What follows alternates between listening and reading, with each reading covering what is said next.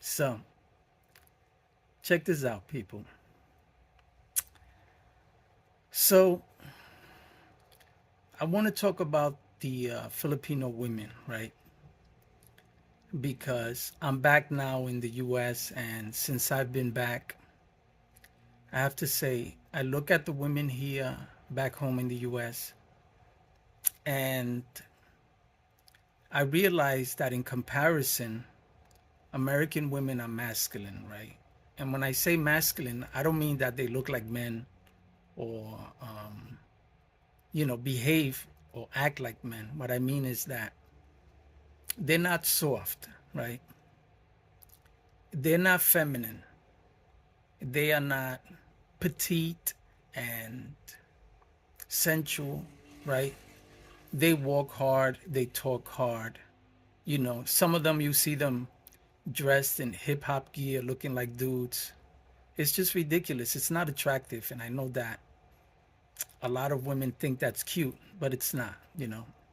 It may be cute to them, but to men, and if that's what they're trying to attract is a man, one who is looking for a real women, men don't like that.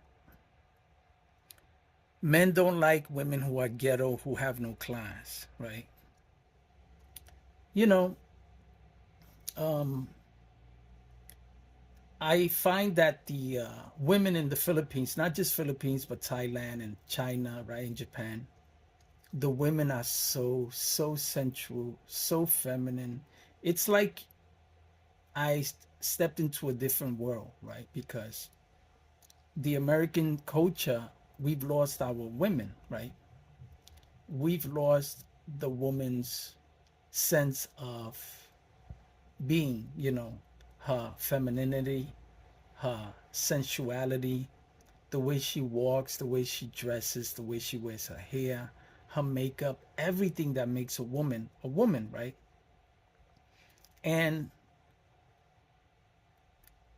when I think about these things, right, I I wonder how it is that a woman, a female, right, can go from being sensual, sensitive, sweet to being what they are today here in America, right? What is it that has caused women, right, here in America to go from being sensual and feminine to being what they are today, right? And so, men, right, if you are looking for a woman who cooks, who cleans, and that's not what makes a woman, right? Cooking and cleaning is not what makes a woman feminine, right? It doesn't, because I cook, I clean, I do laundry, right? And so I raised four daughters, right? I raised four of them by myself for a few years, and then I raised my youngest by myself, right, for most of her life. And so being feminine doesn't mean being at home, cooking, cleaning, and being a housewife, because I was a house dad. I worked full time and I raised the daughter full time by myself. So we know that that's not what femininity is, right?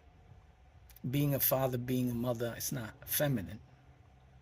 It's your character, your personality, the way you walk, the way you talk, the way you carry yourself, right? And Filipino women are very feminine. They're women, right? From a very young age, you can see the maturity in the young girls, even in the way they talk, the way they walk, their sense of responsibilities at home, in the real world, right? Wow, young girls here are talking about nonsense like the internet and like stupidity, right? At 18, in their 20s, they don't even know how to cook, how to clean, how to be women, how to walk, how to dress like women, right? And so, and this doesn't apply to every American woman, right? Obviously, right? But I'm telling you about what I know, what I see, and what I've learned throughout my years in my lifetime, right? And so, women in the Philippines and women in Asia overall, as far as their responsibilities when it comes to a man, they know their place. And everybody has a place. Everybody, men have a place. Okay? And we need to know our place. Everyone has a role to play. The woman has her role and the man has his role, right? And if we all stick to our roles, then our families, our lives, our jobs, our minds, our hearts, everything that we are is going to be right where it needs to be, right? And we're going to find peace. The problem is that men have lost their manhood and women have lost their femininity, right? That word is so hard to say, especially with braces, right? And so I I'm back here in the US and I'm not even looking left or right. I got my head down, I'm minding my business. I'm focusing on work so that I can return to the Philippines in a few months, 6 months about, and I could, continue my life over there. Because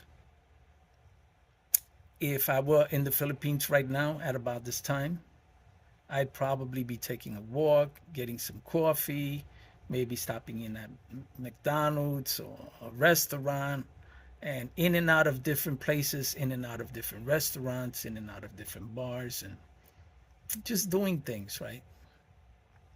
And here in America, all people do is work. We work. That's it. We don't think about nothing else but work.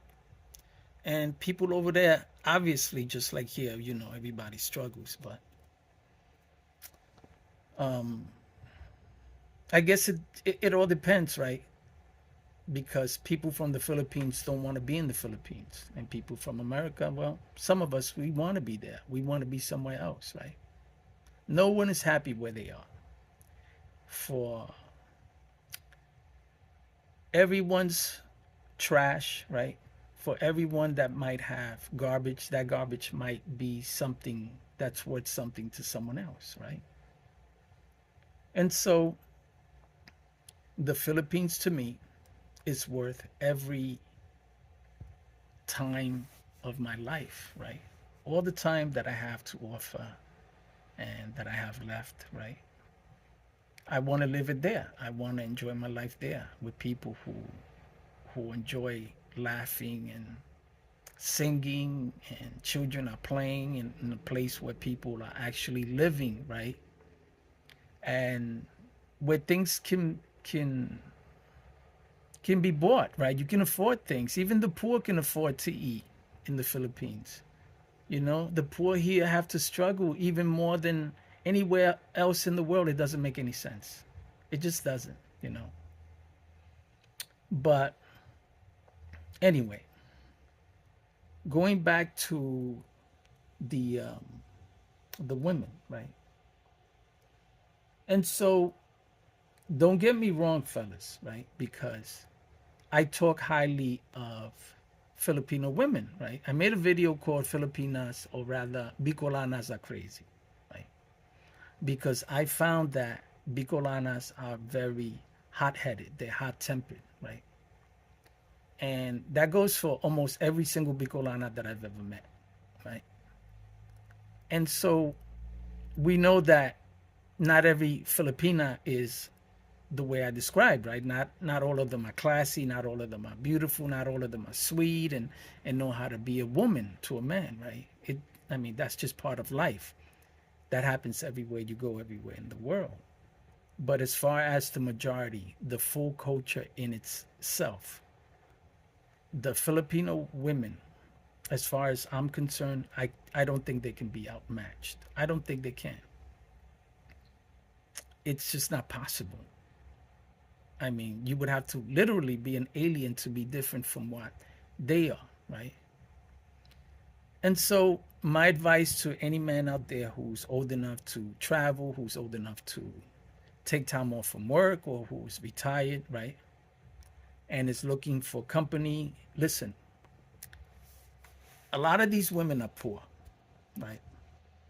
And you have to be straight up. You have to be straightforward. They're not looking for love the way you are, right? They're not looking for company the way you and I are, because here in America, life is lonely, right? You just work and come home, and if you don't have a partner, a wife, or husband, it's a wrap, man. You're just working to be miserable, right? Just to stay busy, right? And over there, you have the environment is completely different. The people work to eat just like you and I do here. But of course, there's a sense of family, of friendship, and a sense of community, right? So people want to do things after work and gather and drink. And that's something that we've lost here because it's just too expensive, right? But again, going back to the women, I keep jumping back and forth because there's just so much to talk about, right? And so the uh, the Filipino women are not all perfect, right? And if you go online and you go on go on a dating site, then the majority of the times, 8 out of 10 times, the women that you meet there are gonna be scammers. You have to weed them out. Not all of them are, right? But you have to be careful because just like you get scam calls all day, every day, right? You're gonna get scam dating scumbags who are going to send you requests or likes or friendship requests or whatever on any dating site, right? And you have to be realistic, right? If you see a woman who sends you a request for a friendship or that she likes you or something, and she's wearing a scarf, right? And she's standing in front of a Lamborghini, and then there's another picture of her skiing somewhere in the Alps and some bullshit like that. She's not real. She's not real because people like that, real people like that live the way she does, supposedly, they're not on dating apps trying to find everyday guys like you and I. They don't need to be on these apps, okay? If she's stepping out of a Lamborghini or freaking skiing or standing by the Eiffel Tower, this is just stupidity and ridiculous. You have to be realistic, right, about the people that you're searching for on these websites, right? And you have to know a realistic photo from an unrealistic one, right? And if you see a photo that looks like a production, like it was shot for a magazine or a commercial or TV or an ad, it's fake. The person is not real. So check yourself before you wreck yourself. Always do your research. It's not hard to find out if people are real these days, right? But if you want to meet a woman in the Philippines and you're here in the US or in another country, the only way to do it is online. But you have to weed them out. Any woman who asks you for money, block her, delete her, get rid of her. She's going to come to you with a sad story. They all do. These people are not real, they're fake. And when I say fake, I don't mean that they're not flesh and blood. I mean that they're not there for the same reason that you're there. And so always be careful. And if you ever do find a mate and she happens to be Filipina, again, they're not all perfect. The majority of Filipinas are very controlling, jealous, aggressive, and unlike any other woman you've ever met. And so don't be disappointed like I was the first time when I flew up there and things didn't work out for me, right? And I had to come back home, right? But life goes on and then you continue to live and until you meet someone, right? But when you do, you have to understand that it has to be about you and her, not you, her, and her family. Okay? Because the Filipino culture, they involve their family with everything. And if you're a man and you're coming into a relationship with a Filipina, most likely you're going to have to carry her mother, her brothers, her sisters, her father, her cousins, her neighbors, and her dog, right? And so you have to put your foot down from the beginning and say, hey, I'm not doing that. I'm here for you and for me. I'm here so that you and I can start a family and do things together, right? And so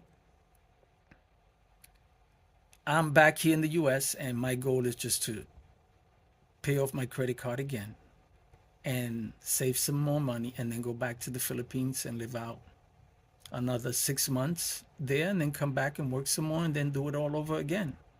Because life is short, people. Look, I can drive to New York, which is just an hour and a half away. I can drive to Texas, which is a 3 day drive for me. Or I can fly to the Philippines, which is a 19-hour flight, and stay there for 6 months and then come back and do it all over again. Right. And so that's what I plan to do. And so I appreciate everyone who's been following me since I've created my channel, Bronx to the Philippines. I appreciate you guys following me still while I'm here in the US. And when I return back to the Philippines, I'll have more Philippine stories to tell. But for now, for the next few months, I'm here in the US and I will be broadcasting from here. So thank you, people, for watching. Have a good day and have a good night.